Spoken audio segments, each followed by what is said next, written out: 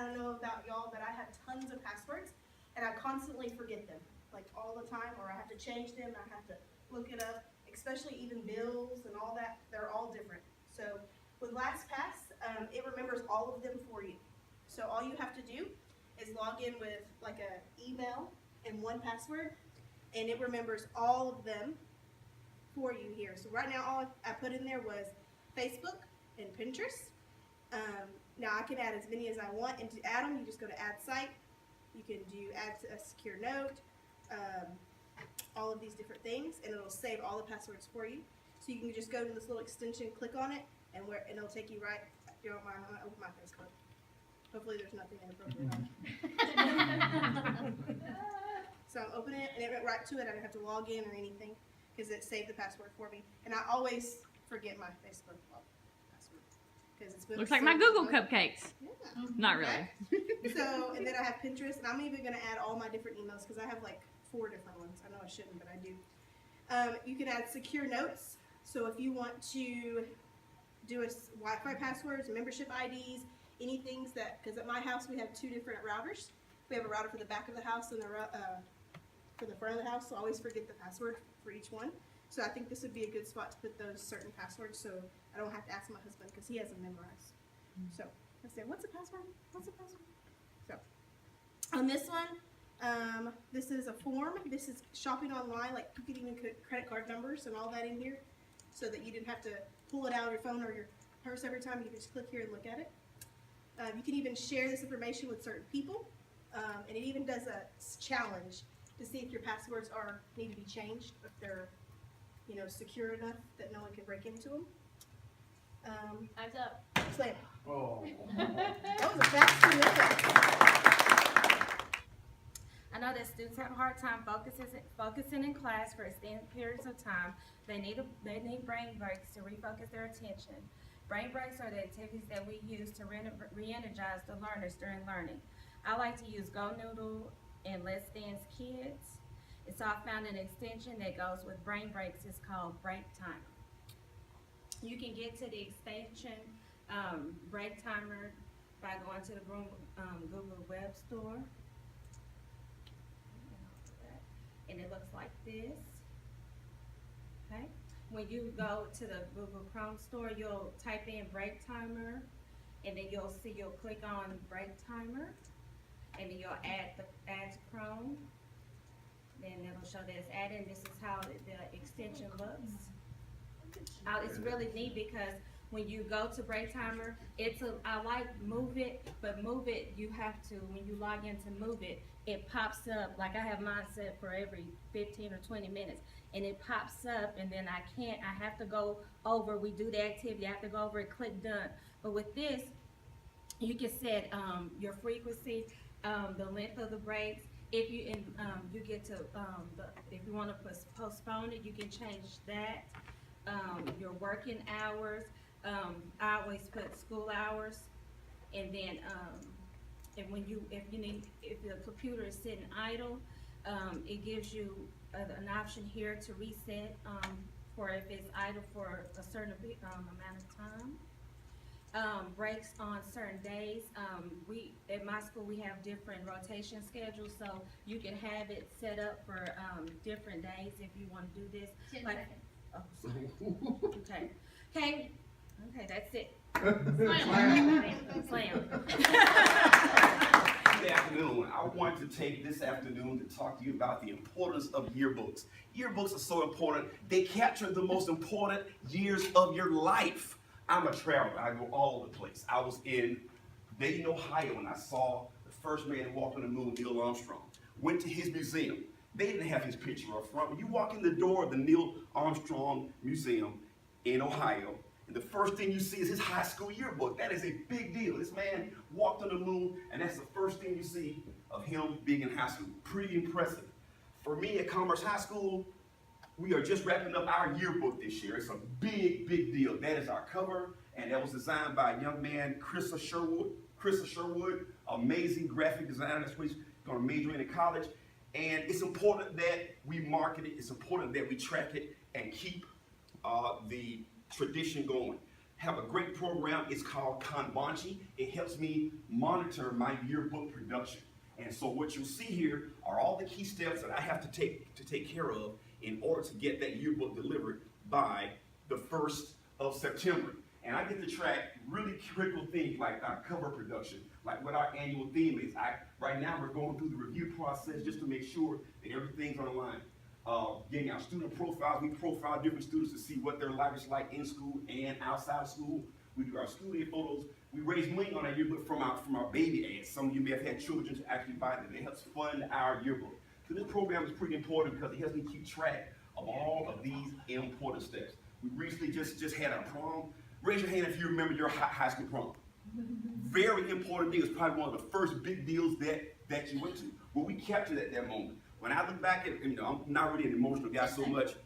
When I open my high school yearbook, I choke up because some of those classmates are still with us and some of those are not. But I have those pictures captured in time that we will have forever. Time. Slam. By our yearbook. Being fluency tutor for Google Demo, as an elementary teacher, one of the things that we have to do is hear our students read aloud, and that's usually a 1-minute read, and while you're reading with that 1 minute, the other 17 or 18 are wreaking havoc in your room.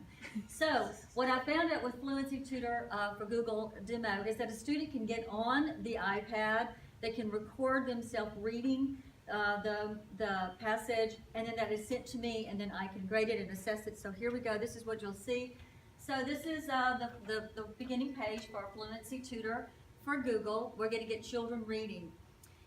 The children, I can listen to them whenever I want to. It doesn't have to be during a school day. I can do it after school whenever it's convenient for me to listen to them read. They can also do some practicing before they do my assessment, so we'll talk about that in a minute, but there's direct feedback. I get, and I'll share that with you here in just a minute, I get graphs, I get data, all that I can export into a Google spreadsheet. It goes straight from Google Fluency Tutor to an Excel spread, a Google slide, a Google sheet.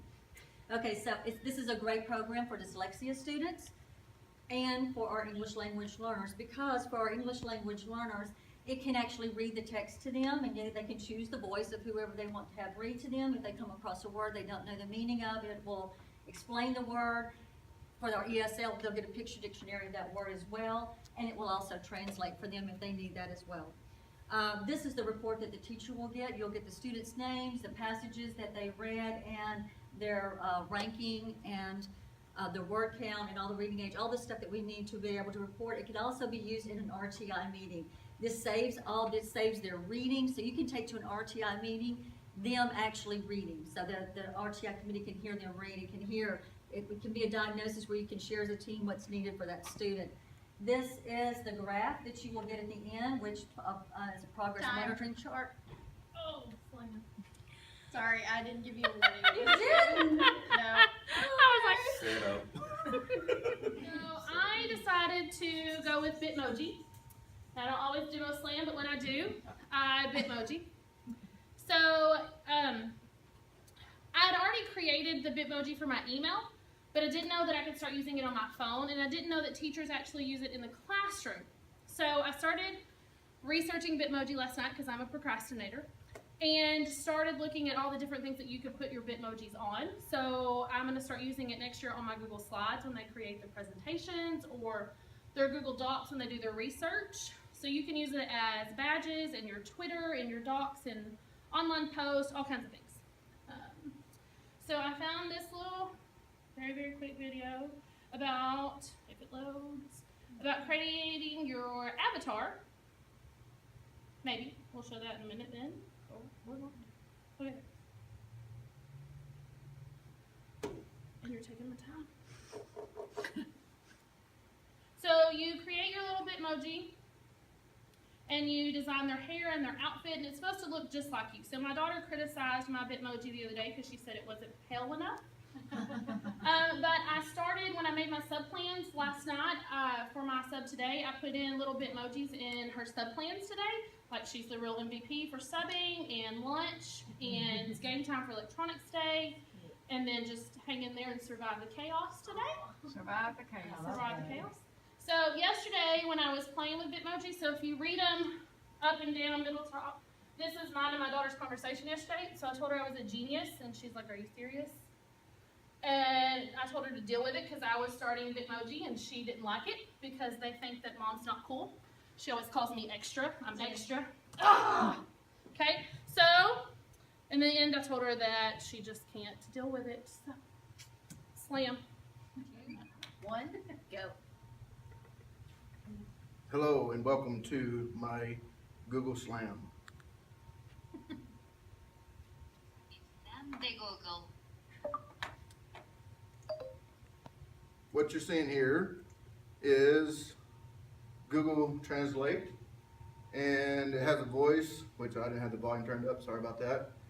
You can speak whatever language. If you look at the top, it's English to Spanish right now. If you click on Spanish, you have multiple languages you can translate to.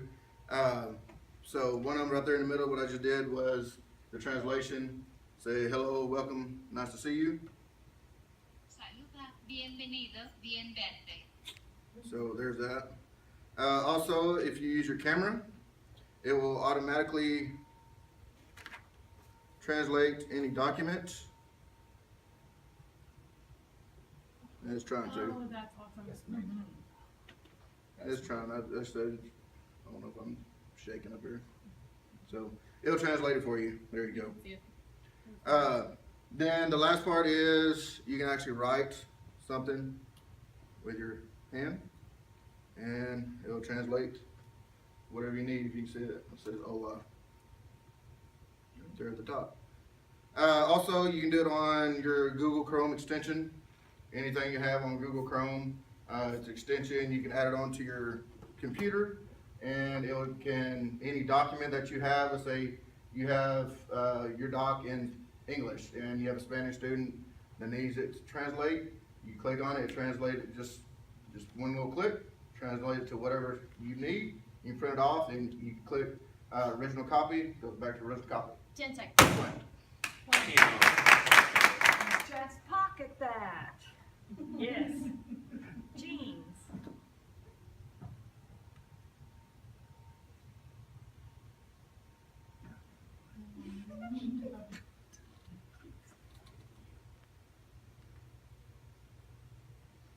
Anyway, at the beginning of the video, she's going to take a trip to Europe, so she's just going to pocket that. Standing in line for a recipe. Let's just pocket that. And then there's a guy standing in line. He's looking at the sports page, and let's just pocket that. Come on, video.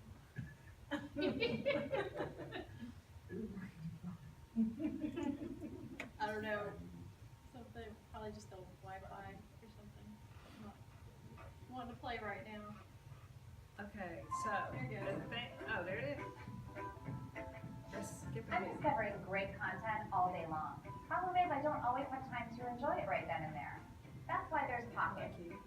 Pocket lets you take pretty much anything you find online and save it in an organized way so it's ready to view when you are.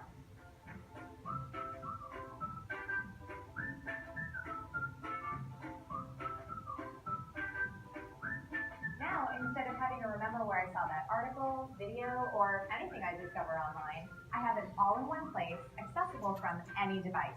Because I like my content just like I like my coffee. To go. So you can put stuff in Pocket here and view it here. Or here. If it's in Pocket, it's everywhere. And Pocket displays everything you store in a clean, easy to view layout. 15 seconds. You don't even need an internet connection to use it. The views make it super easy to save content right to Pocket. That is what's really the next time neat about it, because you can view it somewhere else offline. Read content and watch video offline with Pocket. Anywhere you go. So we search for things every day online. We search Google, right? But we search within a lot of other websites too. So I love Amazon. Amazon is my thing. So I'm gonna go to, like I do every day, I'm gonna go to, if I can spell correctly, Amazon.com and hit enter. And then when I get to Amazon, I want to buy, let's see, today I want to buy a fidget spinner because I bought one last week. So look for it. But what if I could take a step out of that, okay? So what I want to do is I want to be able to type up in the search bar, I want to be able to type in the search fidget spinner within Amazon without ever having to actually go to the Amazon site first. So what I'm going to do is the first thing I'm going to do is I'm going to go to Amazon and I'm going to search for fidget spinner, which I've already done. And then I'm going to click up here in our 3 dots, just like we have done a zillion times, and go to settings. And under settings, I'm going to change manage search engines. Now, once you've done a search, it pops up in our other search engines and we can choose what we want it to be called. So I put in AM. So now, when I go up to the search, I'm going to type in AM space, and all of a sudden, I can put in fidget spinner, and I am already searching in Amazon. I can do the same thing because I have already put in eBay. Uh-oh, it's moved. It's time for me to move it. So eBay, I put in EB as it, so I have space there, and I can go search for something at eBay or in any other site. So it's pretty simple. Slim.